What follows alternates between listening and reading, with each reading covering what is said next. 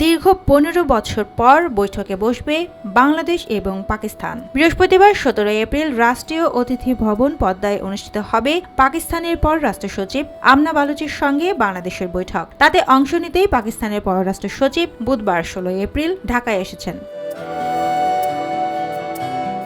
পররাষ্ট্র মন্ত্রণালয়ের কর্মকর্তারা জানান, বৃহস্পতিবার রাষ্ট্রীয় অতিথি ভবন পদ্মায় অনুষ্ঠেয় বৈঠকে পররাষ্ট্র সচিব মোহাম্মদ জসিম উদ্দিন বাংলাদেশের এবং আমনা বালুচ পাকিস্তানের নেতৃত্ব দেবেন। দুই দেশের পররাষ্ট্র সচিবেরা বাণিজ্য, বিনিয়োগ, প্রতিরক্ষা, কৃষি, তথ্য ও যোগাযোগ প্রযুক্তি, সংযুক্তি সহ নানা বিষয়ে আলোচনা করবেন।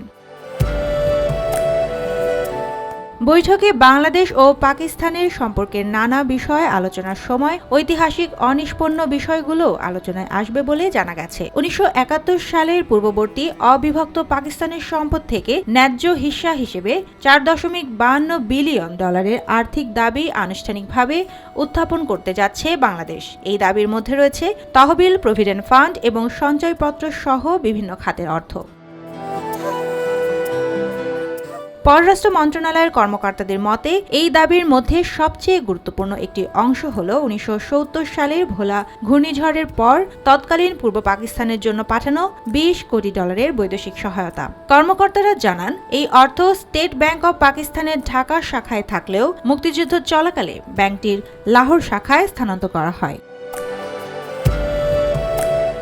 এছাড়াও স্বাধীনতার পর পশ্চিম পাকিস্তানে কর্মরত বহু বাংলাদেশি সরকারি কর্মকর্তা নিজ দেশে ফিরে আসেন। তারা দেখতে পান পাকিস্তান সরকার তাদের জমাকৃত প্রভিডেন্ট ফান্ড ও সঞ্চয়পত্রের অর্থ আর ফেরত দেয়নি।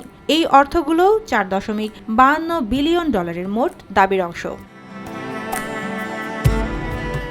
বাংলাদেশ ব্যাংক থেকে প্রাপ্ত বিস্তারিত প্রমাণ সংগ্রহ করে পররাষ্ট্র মন্ত্রণালয় এই দাবি উপস্থাপনের জন্য একটি সুসংহত ভিত্তি তৈরি করেছে, যেখানে বকেয়া অর্থের বিভিন্ন উপাদান স্পষ্টভাবে চিহ্নিত করা হয়েছে। এই ইস্যুটি চলতি মাসের শেষ দিকে ঢাকায় অনুষ্ঠিত দুই দেশের পররাষ্ট্রমন্ত্রী পর্যায়ের বৈঠকেও আলোচনায় আসতে পারে বলে ধারণা করা হচ্ছে। গত ২৭ মার্চ পররাষ্ট্র মন্ত্রণালয় বাংলাদেশ ব্যাংকের গভর্নর ও অর্থ বিভাগের সচিবকে এক চিঠি পাঠায়, যেখানে দাবি সংক্রান্ত বাকি থাকা যে কোনো প্রয়োজনীয় নথিপত্র জরুরি ভিত্তিতে পাঠানোর অনুরোধ জানানো হয়। সুবর্ণা মেহজাবিন, দেশকাল নিউজ।